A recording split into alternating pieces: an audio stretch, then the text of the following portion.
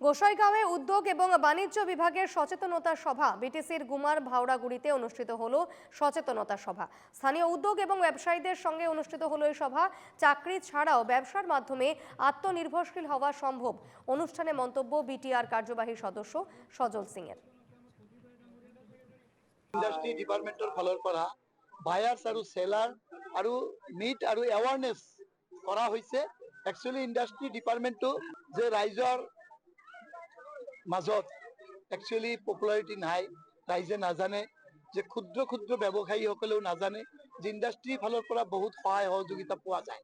তো মই এইবাৰ 4,500 পৰিয়ালক টোটেল গোটেই বিটিআৰত 4,500 মানুহক আমি ইকুইপমেন্টছ মেচিনাৰী বস্তু দি আৰু ফাইনেন্সিয়াল ভাৱে সিহঁতক সহায় কৰি যাতে সিহঁতে নিজে ইষ্টাব্লিছ হৈ নিজৰ পৰিয়াল সংসাৰখন ভালকৈ চলাব পাৰে, তাৰ কাৰণে আমি এই এৱাৰনেছ আৰু বায়াৰ সেলাৰ মিট হিচাপে আমি প্ৰগ্ৰাম কৰি আছো।